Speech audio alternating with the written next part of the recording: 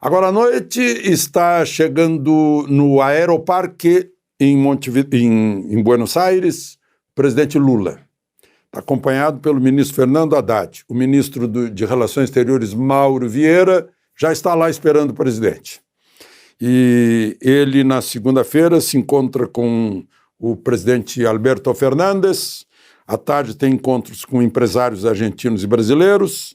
E no dia seguinte, a reunião de cúpula da Comunidade de Estados Latino-Americanos e do Caribe, da mais de 30 países. Terça-feira ele se encontra com Maduro. Ele, antes de se encontrar com Maduro, demitiu o comandante do Exército Brasileiro. Então esse já é o nosso segundo assunto de hoje. Ficou estranho, né? Porque, como a gente tinha previsto aqui, vocês não se surpreenderam. Na sexta-feira, como dissemos, houve um encontro entre os comandantes e o presidente da República. Terminou o encontro, todo mundo falando, foi ótimo, pacificado, um bom encontro, maravilha, na sexta. No sábado ele demite o general Arruda, comandante do Exército, né? E já nomeia o general Tomás, que comandava a região Sudeste, o Comando Militar do Sudeste em São Paulo. O general Tomás, na quarta-feira, havia feito um discurso dizendo que o Exército tem que ser apartidário, cada um pode ter sua opinião como cidadão, mas não pode manifestá-la, né? E que tem que aceitar o resultado das urnas. Isso ele disse na quarta-feira, se não me engano, numa comemoração interna referente aos que morreram lá no Haiti, quando a tropa estava lá no terremoto. Bom, e aí ficou todo mundo se perguntando o que foi que houve, né? Dizem aí, eu não acredito, porque aí seria um picuinha por causa de um tenente-coronel. Aí é brincadeira, né? No caso, o tenente-coronel Cid, que era major até há pouco tempo, ajudante de ordens do presidente Bolsonaro, 01 de turma, destaque na ESAO, na ECM, foi tudo muito bem com ele na carreira militar. Se não me engano, o pai dele é general também. E foi escolhido numa escolha normal para comandar um batalhão de operações especiais de Goiânia. E parece que não queriam. Mas eu não acredito que seja isso, porque é uma coisa muito pequena. É uma picuinha, né? Não acredito que seja isso, mas ainda está por explicar, né? A explicação genérica do ministro José Mussi, ministro da Defesa, foi que foi perda de confiança, de um dia para o outro. Pois é, outra coisa da reunião de sexta-feira, eu estranhei, certamente os militares também estranharam, estava lá o ex-presidente da Fiesp. Estou dizendo ex porque ele já foi destituído, 47-1, mas ele está na justiça não querendo sair da Fiesp. O Josué, o filho de José de Alencar, que foi vice de Lula. Foi destituído da Fiesp, dias depois Lula o convida para uma reunião com os comandantes militares. Nada a ver, quer dizer, nenhum comandante militar falou de assunto estratégico, sigiloso, porque estava lá um empresário, né? Aliás, o presidente da Fiesp agora é o vice-presidente. Ele já era vice-presidente há 40 anos, 43 anos para ser mais exato, o Elias Miguel Haddad, que também é da área têxtil, tal como o Josué. Enfim, ficou estranho. Parecia um estranho no ninho ali. Ministro da Defesa, os 3 comandantes militares, mais o chefe do Estado-Maior Conjunto, ministro da Defesa, presidente da República, comandante supremo das Forças Armadas e um empresário lá de São Paulo. Teoricamente, para falar sobre a colaboração da indústria nacional na indústria bélica. Bom, mas enfim, só para registrar aqui o estranhamento disso. Outro assunto, já foi identificado o sujeito do relógio, que quebrou o relógio que foi dado, trazido por Dom João VI. Ele pegou o relógio, jogou no chão, assim, a maior ignorância, grossura. Depois tentou quebrar a câmera, né? Cláudio Emanuel da Silva Gomes, de Catalão. Eu vi que foi reconhecido pela própria irmã. Está sendo procurado, ninguém sabe onde ele anda. Aliás, eu queria recomendar a vocês, a propósito dessa história de prisões, né? São 1.273 pessoas arroladas aí. Uma entrevista da Cristina Gremel, da Gazeta do Povo, com o advogado Cláudio Caivano. Está muito, muito didática a entrevista, né? Eu me surpreendi porque, segundo o advogado, prisões por perfídia, que são condenadas pela Convenção de Genebra para evitar o que acontecia lá na Alemanha de Hitler com os judeus, né? E pelo Pacto de São José da Costa Rica de Direitos Humanos e também pelo devido processo legal. As pessoas foram induzidas a entrar no ônibus que passariam por uma triagem e iriam embora. E aí entraram pacificamente e foram detidas, né?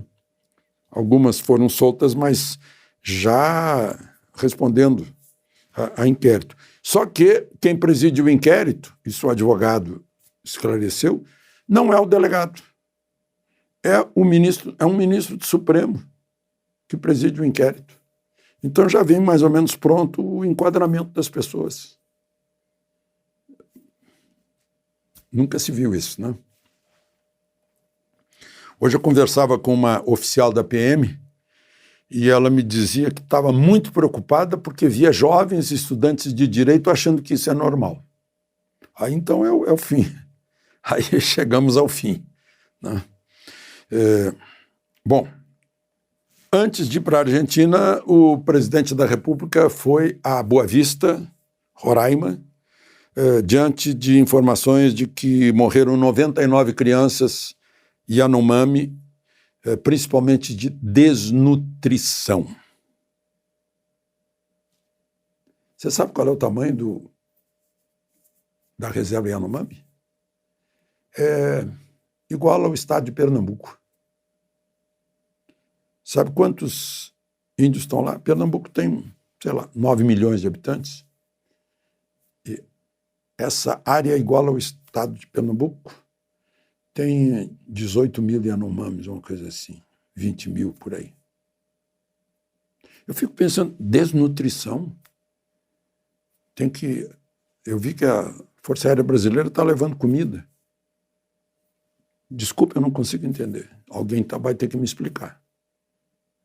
Porque as árvores dão frutos, os rios dão peixes, a terra brota alimento, dá para criar animais, galinhas, porcos, bovinos, cabras.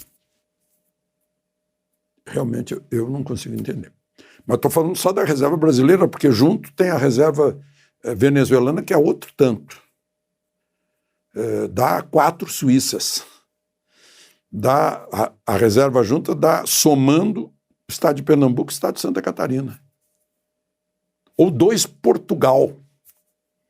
E Portugal vivem lá 11 milhões de pessoas. Bom, enfim, está havendo uma crise sanitária lá, isso é preocupante, tem que ser atendido, né? Se há falhas do serviço sanitário oficial, essas falhas têm que ser resolvidas, né? Isso é grave. Serviu muito para acusar o garimpo. Eu vi aqui o garimpo ocupa 0,5% do território Yanomami. E para obter licença do garimpo, é preciso comprovar que ninguém vai poluir nada, né? Enfim, é uma questão que precisa ser bem investigada e não apenas servir como propaganda, né?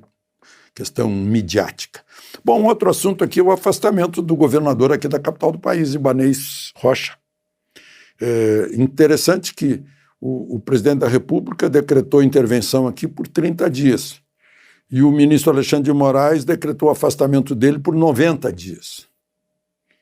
E fizeram, agora, no fim de semana, busca e apreensão na casa dele. Ficaram 2h30 na casa dele, Polícia Federal. E no escritório de advocacia dele, ele não está mais na militância, mas ele é advogado militante, ele foi presidente da OAB, foi eleito em primeiro turno, reeleito. Não.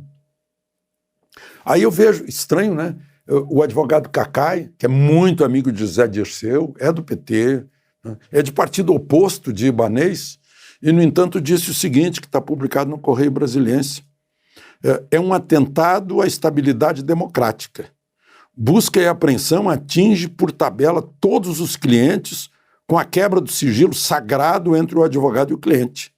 É assim que se instala a arbitrariedade e o abuso contra o Estado democrático de direito, diz o advogado Cacai. Ele espera que a comunidade jurídica e democrática se manifeste, né? A operação aí foi pedida pelo subprocurador-geral da República, Carlos Frederico Santos, e autorizada pelo ministro Alexandre de Moraes e realizada pela Polícia Federal. Né?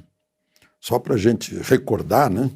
Eu conversava hoje com essa oficial da PM, a jurisdição da PM é na rua, é em logradouro público. Não é a segurança de palácios, nem de Congresso, nem de Supremo. Essa segurança está a cargo de cada um desses poderes, a segurança interna. Né? Parece que Ibanez e comandante da PM estão... Atenção, foram eles aqui. Não? Bom, vocês viram, a nova ministra da Cultura anunciou já, Lei Rouanet já está largando dinheiro para artista, né? Agora voltou para artistas famosos. Antes não tinha artista famoso, cobra R$500 na bilheteria, não precisa, né? Mas agora voltou. Cláudia Raia está recebendo 5.057.203,63 para 2 espetáculos, os musicais. Em contrapartida, ela vai dar 40 horas aula de artes cênicas. Né? Um amigo meu que ele está bem de vida, né? Ele pagou 2 milhões de imposto no ano passado. Ele me disse assim, puxa, quer dizer que eu estou contribuindo com 40% do que a Cláudia Raia levou. Claro que ele não vai ter entrada grátis, né? Eu fiz a conta aqui, né? O governo reduziu o salário mínimo de 1.320 para 1.302. O que ela está recebendo corresponde a uma folha de pagamento, agora no mês de janeiro, para 3.884 trabalhadores de salário mínimo. Justiça social. Gente, para terminar, o agro em 2022 teve uma renda de 1.190 bilhões. Exportou 20% a mais em valor, 159 milhões. O que significa 95 milhões por hora de exportação.